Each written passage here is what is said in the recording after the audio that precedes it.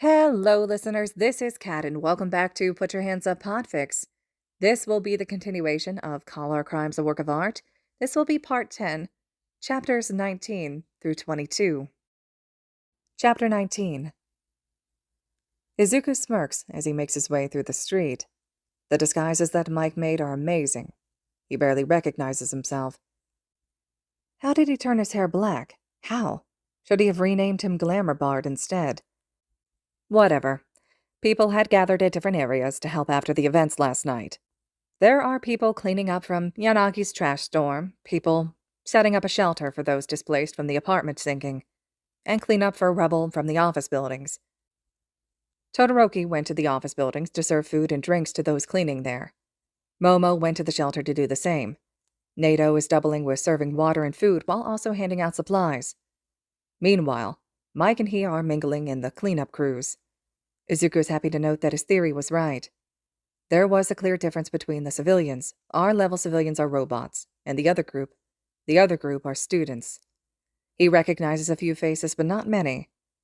He doesn't mind sweeping up trash because he gets to test the current climate at the people he has to play with. "Hey, careful!"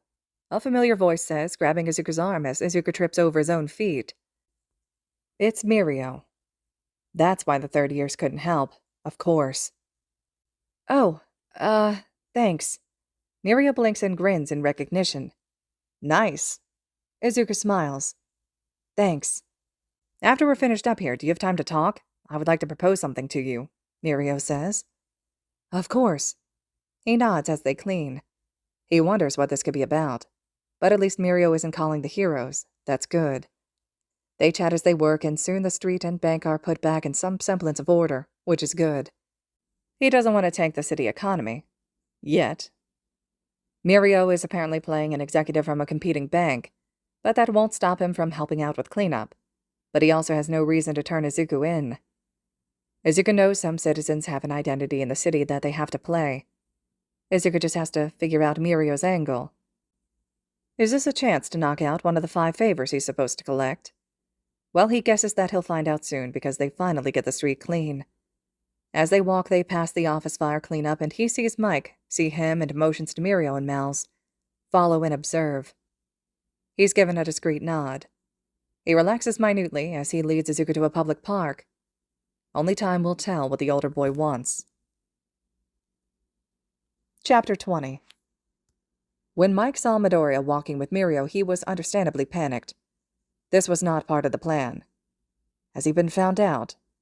And then when his leader had told him to follow and observe, he nodded. He can do that. So he does. He follows them to a park, and he settles on a bench. Midoriya will give him a signal if he's needed. He can just barely hear them by turning his hearing aids all the way up. So, what did you want to speak to me about, Mr. Tokuda of Lemillion Bank? I wanted to discuss a business proposal. Mike blinks. Not what he was expecting. Oh? Of what sort? Midoriya asks.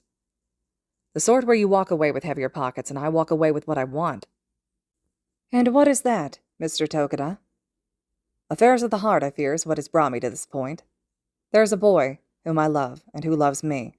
However, he is also in love with a woman we went to school with, and she in love with him. And her and I can't stand each other, so I wish to take her out of the running, as it were. He's showing pictures to Midoriya, who is looking the man in the face. You want me to kill Nejiri, so that you can have Amajiki to yourself? Yes. What the fuck? Who designed this backstory? It would have had to have been Nezu. No one else would think of something so crazy. Midoriya looks at Mirio a long time. I would need to discuss this with my partners before agreeing. Oh, of course, Mirio says, smiling brightly. Stay in your office tonight, very late, and we'll let you know our decision, Midoriya says, and both students stand and exit the park in different directions. Mike waits a few minutes before following Mirio to make sure he's not heading straight to Hero HQ. Good, he doesn't. With that, he heads back to base. Chapter 21. Momo was and wasn't expecting real people in this exercise. Obviously, Midoriya had told them all about his suspicions, but a theory and reality are two different things. While the victims of the sinkhole are all robots, the volunteers helping at the shelter are alive. students from multiple classes, handing out blankets and supplies to the robotic victims, and Momo was handing out drinks to them and the volunteers. She barely even looks like herself. So she definitely isn't expecting Amajiki to come up to her area of the refreshments. "Hello, sir," she says, filling a cup with water and handing it to him. He looks away and mumbles something. "I'm sorry, what was that?" "I have a business proposal for you." "I'm sorry, I don't know what you mean." "I want to hire you to kill someone." Momo blinks. "What?" "I'll speak to you more, away from here," Amajiki says, going off to provide toiletries to the robots. Monoma comes over to her. "What happened?" She fills him in quickly. He stares at her. "Least we can do is hear what he has to say and then decide whether to kill him with Rogue." Momo nods. The place Amajiki picks is in an alley in the fish market area. No cameras. Very covert. Momo made herself and Monoma guns just in case. "You said you wanted to talk to us about a murder," Momo says. "Yes, there is someone I wish to leave me alone. The police won't help me. I'm sure the heroes will be the same. I know who you are and that you can help me," he stammers out. "Start from the beginning, please." "Of course, I like someone. They like me. We want to be happy together.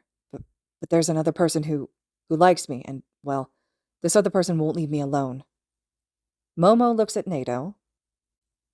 "Why don't you give us the name of the target, and we will speak with the boss. We will alert you when we have decided whether to take your offer." Amajiki nods and hands over the photo. Chapter 22. Izuku. Izuku groans as he stares at his team. "Okay, so let me get this straight. We have a love corner, where Mirio is in love with Tamaki, Tamaki is in love with Nijiri, and Nijiri is in love with Tamaki," Izuku says. "Apparently Mirio thinks Tamaki is in love with him and Nijiri, but," Mike says, "according to Amajiki, he is a stalker." "So Togeda wants us to kill Nijiri, but Amajiki wants us to kill Togeda," Izuku groans. His head hurts. "Togeda is willing to pay more for his request," Shoto adds. Really, who the hell thought of this storyline? Izuku pulls out his rules book with the objectives. "Mimic, go with Team Sinkhole. Operation Media Storm is a go." He has some thinking to do. Kirishima. Kirishima wakes to his super late alarm piercing through his head, and he forces himself out of bed. Last night was exhausting. First the fire, then the sinkhole, then a robbery, and then Real Steel was calling over the comms that they had found Vlad King's body in the street. Barely 2 hours into the exercise, and they had already lost a member. And a pro-hero at that. This is so unmanly. He'd had Shoji go and collect the body. He honestly hadn't known what to do in this situation.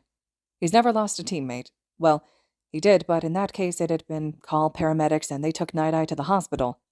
But he never had to call in a dead hero. He'd had to ask Cementos the procedure. Cementos had never looked so pitying as he had when he explained how to file certain forms. It was horrible. 1B was glaring at Bakugo and Tetsutetsu, saying if they had all stayed together when facing Yanagi's attack, then Vlad wouldn't have been able to have been picked off. And it didn't help that Bakugo had called Vlad King an extra. He had to restrain Tetsutetsu for that. He goes out to the common area for breakfast to see the rest of his team practically still asleep at the table. How did things get this bad?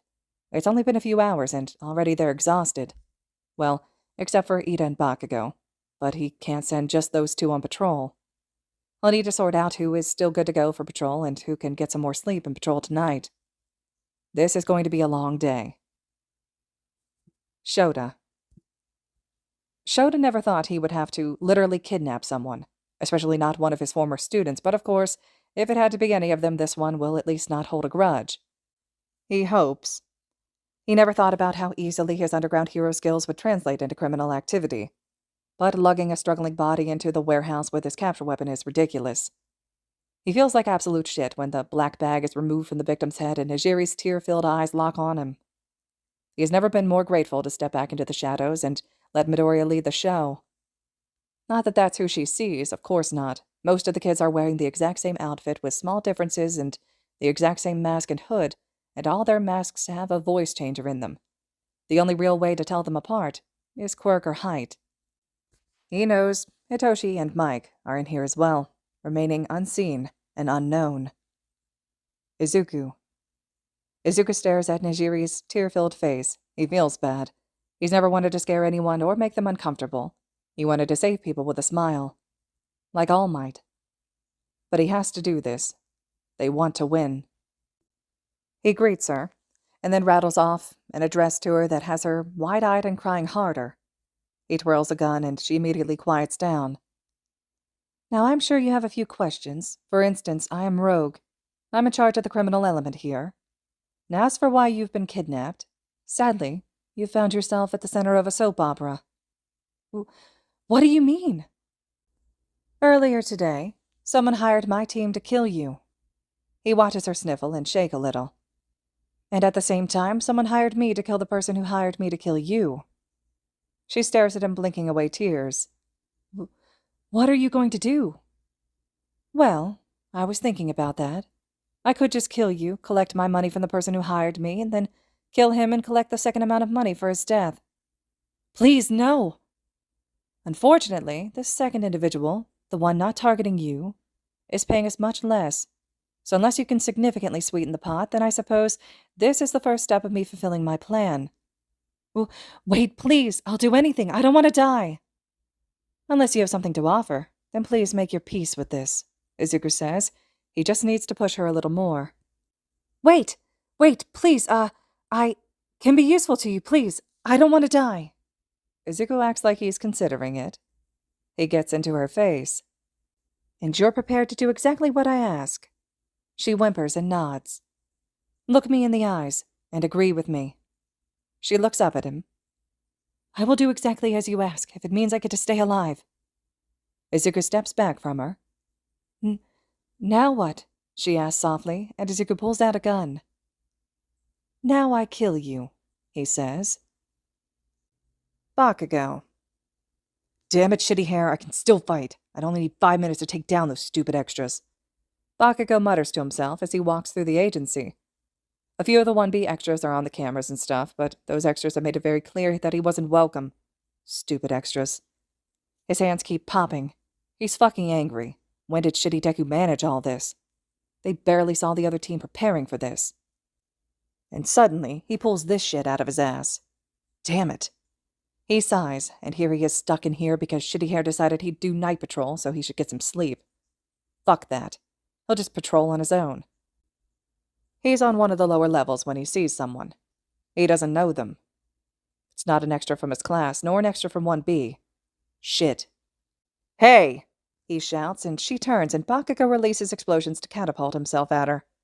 She immediately screams and doesn't do anything else. He tosses her into the interview rooms they have. He'll contact Kirishima so he can give permission to question her. He heads up to call Kirishima. All right, listeners, this concludes Chapter 22 of Call Our Crimes a Work of Art. Chapter 23 will be up next. Hope you all are still enjoying this one, and as always, thank you so much for listening.